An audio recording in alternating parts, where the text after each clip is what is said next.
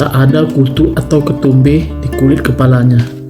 Namun, seperti biasa, Anissa 37 tahun tak kuasa menghentikan kebiasaan menggaruk kepala jika sedang merasa senang. Terlebih saat bermanis-manis dengan kekasih hatinya, meski cuma lewat kabel telepon. Beberapa helai rambutnya rontok, jatuh mengotori meja telepon di rumahnya. Sejak kecil, rambut Anissa memang gampang rontok. Swear honey, aku belum cerita ke siapa-siapa, baru Lola yang tahu. Dia kan sohibku, rajuk Anissa. Nada suara lelaki di seberang sana yang sebelumnya penuh emosi akhirnya merendah. Ya sudahlah, aku percaya. Aku janji bulan depan kita bereskan semuanya. Tapi aku minta sebelum itu jangan cerita tentang calon bayi kita pada siapapun. Curhat kamu ke Lola, anggap saja kecelakaan. Bener nih, kamu enggak marah? Suara Anissa makin manja. Si lelaki 38 tahun mengiyakan dengan mesra. Pasti tak ada yang menyangka percakapan tadi menjadi percakapan terakhir dua sejoli yang tengah dimabuk cinta itu. Beberapa hari kemudian, Anissa dan anak lelakinya Jordi, 6 tahun, dilaporkan hilang dari rumah mereka yang asri di bilangan Rawamangun, Jakarta Timur. Lola, 24 tahun, yang pertama kali melaporkan hilangnya Anissa pada aparat keamanan. Di antara adik laki-lakinya, sarjana ilmu sosial yang baru saja diwisuda itu, menumpahkan kegundahan hatinya. Biasanya setiap Jumat sore kami selalu bertemu di pusat kebugaran, tapi sore tadi Mbak Anissa enggak nongol. Padahal tidak biasanya dia absen tanpa kabar. Kalaupun berhalangan hadir, pasti dia mengontak saya. Saya sudah berusaha menghubungi handphonenya dan meneleponnya di rumah, tapi nggak ada yang angkat. Lola menjelaskan alasannya mendatangi kantor polisi. Anda sudah menghubungi kerabat Bu Anissa? Tanya komisaris polisi Pulau Gadung yang ikut nimbrung mendengarkan laporan Lola. Sebagian besar kerabat Mbak Anissa tinggal di Cibinong, tapi setahu saya dia jarang sekali ke sana. Anda sempat mampir ke rumah Bu Anissa? Kali ini Asrul Gumara, anak buah Hadi, yang bertanya. Itulah, habis maghrib tadi saya lewat depan rumahnya, gelap sekali. Tetangganya bilang Mbak Anissa keluar rumah sejak jam 12-an sebelum bubaran sholat Jumat. Hadi dan Asrul menatap Lola sebentar. Ada kecemasan luar biasa terpancar dari wajah wanita muda berparas ayu itu. Darah di kamar itu, di lingkungan tempat tinggalnya. Menurut Lola, Anissa cukup populer, dikenal sebagai janda kaya yang baik hati dan dermawan. Suaminya, Wicak Abilawa, memang wira swastawan sukses yang sayangnya meninggal dunia di usia muda akibat kecelakaan pesawat 7 tahun lalu. Untungnya, Wicak meninggalkan warisan lebih dari cukup untuk menghidupi anak dan istrinya. Di antaranya, rumah lumayan besar dan asri yang kini ditinggali Anissa bersama Jordi, serta 3 gerai sepatu, masing-masing di pusat perdagangan Pasar Baru, Mall Ciputra, dan Mall Metropolitan Bekasi. Toyota Kijang berplat nomor polisi yang dikemudikan Asrul berhenti persis di depan pintu pagar rumah Anissa. Lola yang memaksa ikut duduk tegang di samping reserse Polsekto Pulau Gadung itu. Seperti cerita Lola, Jumat malam itu kondisi rumah Anissa memang gelap gulita. Pintu pagarnya terkunci, sedangkan semua lampu dalam kondisi mati. Hanya lampu dapurnya yang tampak menyala. Dari sanalah Asrul dan Lola mengintip ke dalam rumah. Asrul berpikir sejenak sebelum akhirnya memutuskan masuk secara paksa lewat pintu belakang. Maaf Bu Anissa, pintunya terpaksa saya rusak. Saya hanya seorang polisi, bukan ahli kunci, desa Asrul pelan. Lola yang ikut mendengar tersenyum geli. Polisi yang satu ini kocak juga. Mengapa tak memecahkan kaca jendela saja tanpa terali dan cukup lebar sebagai jalan masuk? Saran Lola. Namun terlambat, brak. Hanya dalam beberapa tendangan pintu belakang itu roboh. Dalam hati Lola, kagum juga pada tenaga dalam Asrul. Meski seperti Hercules yang dikagumi, malah berbalik memuji Lola. Ide kamu bagus juga, Lola. Kaca jendela kan lebih mudah diganti dan diperbaiki daripada pintunya ya. Sang detektif telat mikir rupanya. Kelihatannya Bu Anissa dan anaknya nggak ada di rumah, komentar Asrul. Setelah menyisir dapur, ruangan keluarga, dan ruangan tamu, bagaimana kalau ternyata mereka sedang pelisiran keluar kota? Aku bisa dipotong gaji karena merusak pintu. Tidak mungkin, elak Lola. Lihat, pintu depan ternyata tidak terkunci. Kenapa kita enggak masuk baik-baik lewat pintu depan? Asrul cengengesan. Sejenak, polisi berpakaian preman itu memelototi foto pengantin berukuran besar yang tergantung di dinding. Itu foto Mbak Nisa dan almarhum suaminya ya. Jelas Lola. Cantik juga ya. Lola manggut-manggut. Kakinya hendak melangkah ke kamar tidur Anissa ketika tiba-tiba dicegat Asrul. Sepertinya ada sesuatu yang tidak beres di kamar tidur. Saya akan menyalakan lampu. Hati-hati dengan langkah Lola. Dada Lola berdegup kencang benar saja. Meja rias dan beragam perlengkapan dandanan perempuan yang ada di atasnya tampak berantakan seperti baru saja diamuk gelombang tsunami. Tak jauh dari tempat tidur mereka menemukan ceceran darah. Tak banyak, tapi cukup untuk dijadikan barang bukti. Sebaiknya kita keluar, saya akan mencoba menghubungi komandan. Asrul menuntun Lola keluar kamar. Bisa antar saya dulu ambil air minum di ruang makan, Pak? Lola tampak gugup. Wajahnya memutih putih kapas. Diancam pengutang malam itu juga. Asrul yang diserahi tugas menangani kasus hilangnya Anissa dan Jordi mulai mengumpulkan barang bukti hingga fakta yang ditemukan di lapangan. Sampel ceceran darah dikirim ke laboratorium kriminal Mabes Polri untuk diteliti lebih lanjut. Sialnya, selain sampel darah dan kamar yang berantakan, tak ada lagi petunjuk yang dapat kita maksimalkan. Lapor Asrul kepada Hadi Brata selaku pimpinannya. Kelihatannya pelaku cukup tenang dan profesional, sehingga bisa kabur tanpa meninggalkan jejak dan sidik jari timpal Hadi. Pelaku juga pasti dikenal baik oleh korban. Lihat saja, tak ada tanda-tanda seseorang masuk ke rumah secara paksa. Ada, itu pintu belakang rusak akibat didobrak, tutur sang komandan. Oh, pintu itu saya mendobrak ketika datang kemari bersama Lola, Pak. Menurut kamu korban masih hidup? Entahlah, kalau melihat data jarang sekali korban penculikan bisa lepas dengan selamat dari penculiknya. Terlebih jika mereka saling kenal. Setelah meneliti seluruh isi rumah, Asrul mengerahkan anak buahnya untuk mengorek informasi dari para tetangga. Kami semua sayang padanya. Dia hampir-hampir tak punya musuh di sini, sebut Bu Fadli, tetangga Anissa, sembari sesenggukan. Dia mengaku sangat kehilangan. Kabarnya ia memiliki banyak piutang, Bu, pancing Asrul. Betul, jeng Anissa memang tak pernah segan meminjamkan uang pada tetangga yang sedang mengalami kesusahan.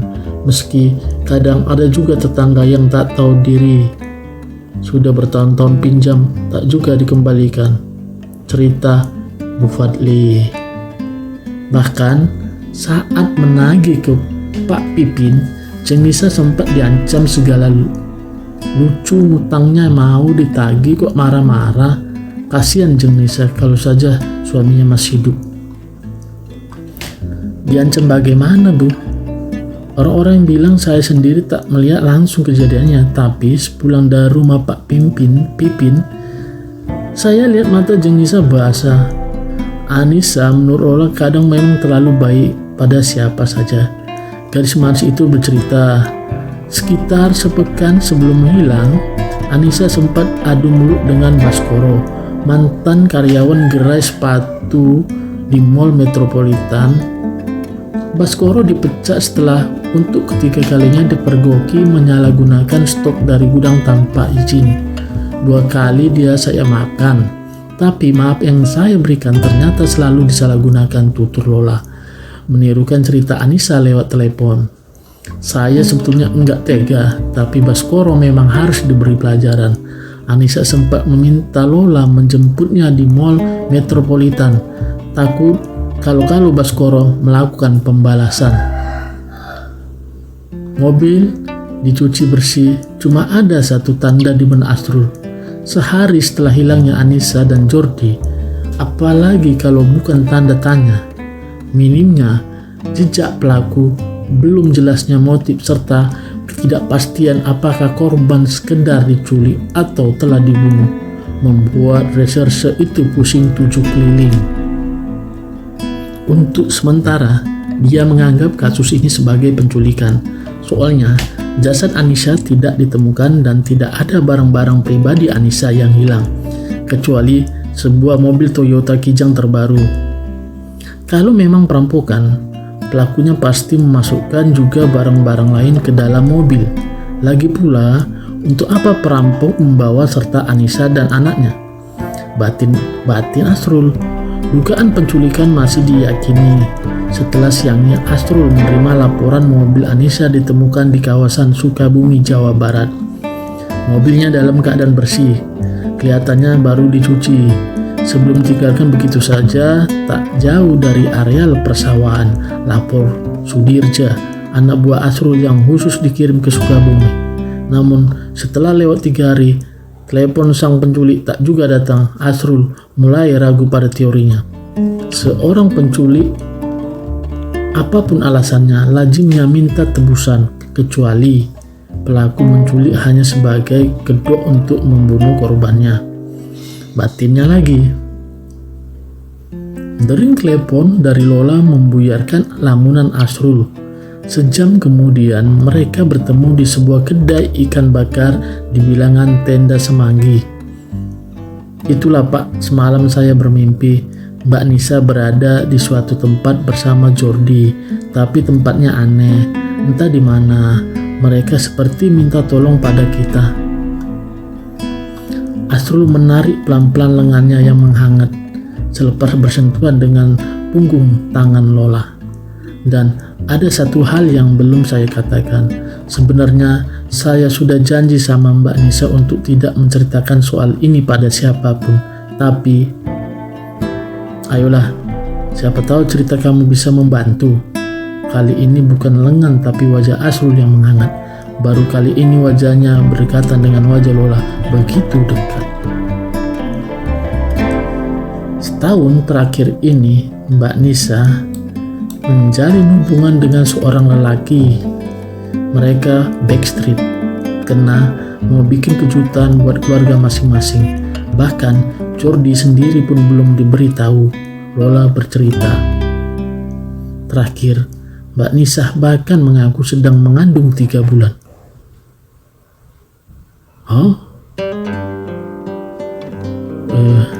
Dia kelihatan bahagia banget. Setelah bertonton menjanda, dia bersyukur akhirnya menemukan orang yang tepat untuk kembali membina rumah tangga.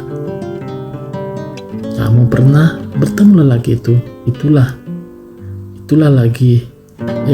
Maksudnya dilanjutkan enggak? Itulah kamu ternyata gampang ngambek. Lola menjawil lengan Asrul. Sampai saat ini cuma saya yang teman curhat yang dipercaya Mbak Nisa, tapi saya sendiri belum pernah bertemu pacarnya itu. Apakah mirip Brad Pitt, Tom Cruise, atau Tukul Arwana? Saya enggak tahu, bahkan namanya pun dirahasiakan. Asrul menghabiskan tetes terakhir jus advokatnya, lalu bangkit dari kursi. Mendadak dia seperti mendengar energi tambahan. Mau kemana? ke TKP. Saya ikut petunjuk tagihan. Beberapa hari lalu Anda merusak pintu belakang, sekarang merusak pintu-pintu lemari dan laci. Kalau Mbak Nisa tahu, Asrul tak peduli omelan partner bawelnya itu.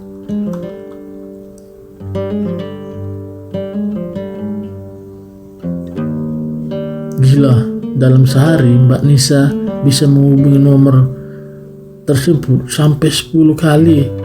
Itu pasti nomor telepon pacarnya, seru Lola. Mereka juga selalu bertemu di sebuah kafe di Tebet. Kamu tahu letak kafe itu? Tahu banget, Pak.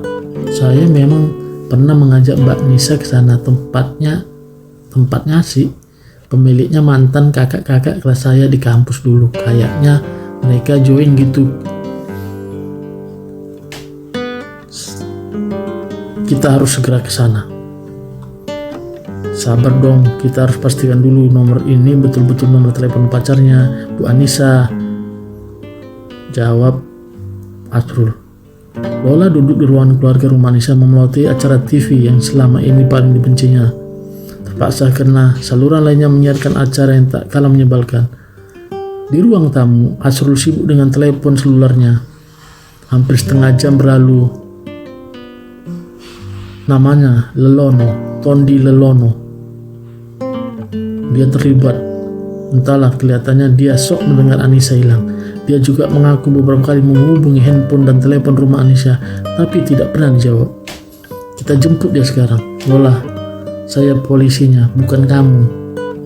Selalu mesra menyimak curhatan Anissa kepada Lola.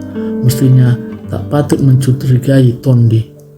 Mereka saling menyayangi dan sudah sepakat untuk menuju pelaminan.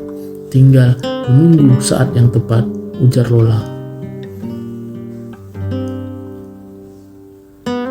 Menirukan ucapan Anissa, apalagi di saat ditemui di rumahnya, Tondi terus terang mengakui kedekatannya dengan Anissa. Kawan-kawan Lola yang mengelola kafe Sentani di bilangan Tebet juga berbicara tentang hal yang sama. Mereka memang sering banget kesini, tapi gue nggak pernah melihat mereka bertengkar. Lah malah kadang-kadang gue sama teman-teman iri ngeliat kemesraan mereka. Gimana itu, tegas Niken, salah satu anggota kongsi kafe Sentani. Motif harta juga tak masuk dalam hitungan Asrul. Tondi jelas tak lebih miskin dari Anissa. Dia punya toko bahan-bahan bangunan dan gerai LPG yang lumayan laris. Dua-duanya terletak di Tebet. Anda tahu Bu Anissa dia ngambil? Pancing Asrul. Ya pasti dong, kami bahkan hendak mematangkan rencana pernikahan bulan depan. Saya sangat berharap polisi segera menemukan Anissa dan Jordi dalam keadaan sehat walafiat. Mereka berdua bagian dari masa depan saya. Mereka masih hidup kan? Asrul dan Lola saling berpandangan. Jawaban apa yang mesti berikan? Saya juga berharap begitu, Mas. Lola memecah kebuntuan.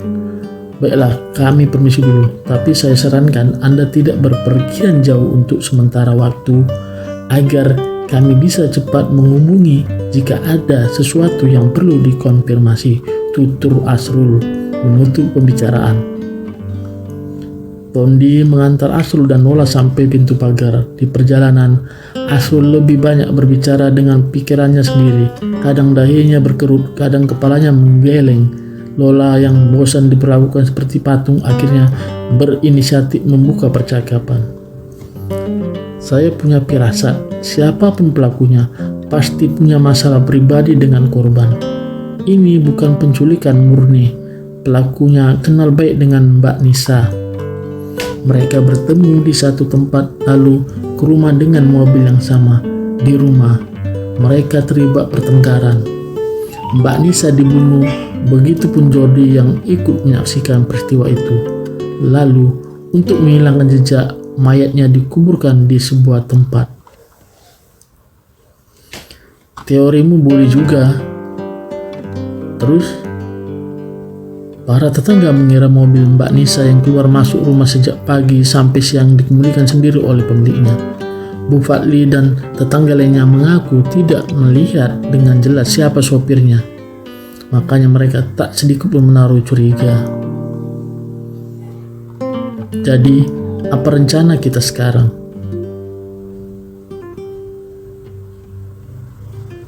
Asrul mati kutu. Badannya boleh sekuat Hercules, tapi dia sering tak berkutik jika berdebat dengan perempuan yang bernama Lola ini.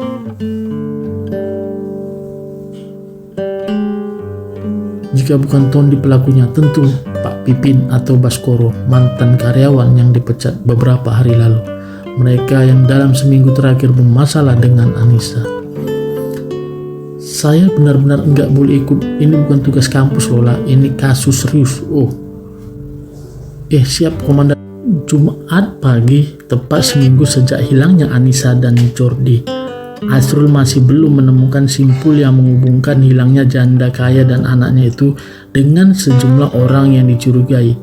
Pak Pipin punya alibi sangat kuat dari istri dan anak-anaknya, sedangkan Baskoro masih dicari keberadaannya. Anak muda itu seperti tahu bakal bermasalah dengan pihak kepolisian. Kini lenyap bak ditelan bumi. Hanya satu hal yang mulai diyakini Asrul, yakni kecil kemungkinan menemukan Anissa dan Jordi dalam keadaan selamat. Namun tiba-tiba Lola membawa saksi penting namanya Pak Jakaria. Asrul jadi ikut-ikutan merasa tegang setelah lelaki berusia 49 tahun yang telah bekerja di gerai LPG selama 8 tahun itu mengaku beberapa hari lalu dipecat Tondi tanpa alasan jelas. Saya hanya orang bodoh, buta huruf lagi. Jadi kalau diminta berhenti, saya berhenti saja. Toh Pak Tondi memberi pesangon lumayan, jelas Jakaria dengan lancar.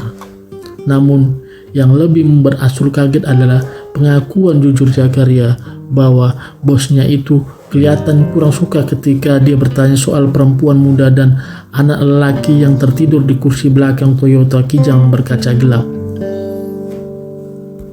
Sebagai orang tua, saya hanya sekedar bertanya, mengapa tamunya tidak tidur di kursi depan atau belakang saja? Kursi belakang kan sempit. Jakaria menirukan tegurannya saat itu. Tapi entah mengapa Pak Tondi tampaknya kurang senang. Besoknya, saya diminta pulang ke Sukabumi. Bapak tahu siapa penumpang di kursi belakang itu? Tidak, Pak. Berapa lama Pak Tondi mampir ke kios LPG?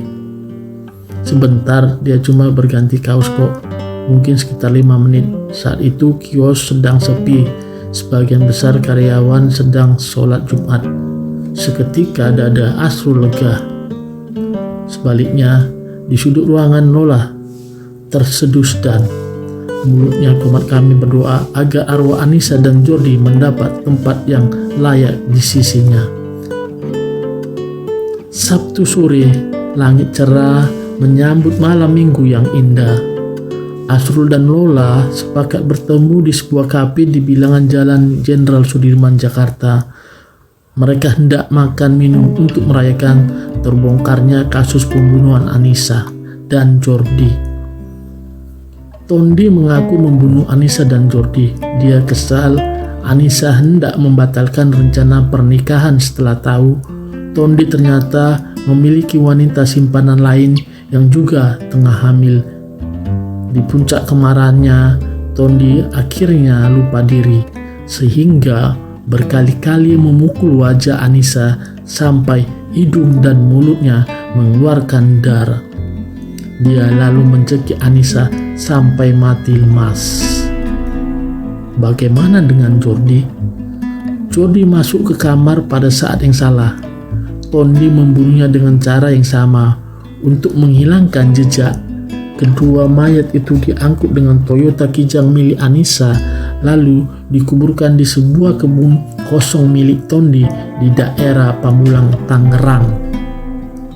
Dari hasil tes lab krim terhadap sampel darah di TKP dan di jenazah korban yang diotopsi setelah digali kembali dari pemakaman, Mabes Polri juga menemukan sampel darah di TKP positif milik Anissa dan Jordi. Oke sahabat, demikian cerita kita kali ini. Sampai bertemu di lain kesempatan. Sampaikan salam saya kepada orang yang ada di samping Anda dan juga yang ada di hati Anda. Wassalam. Bye-bye.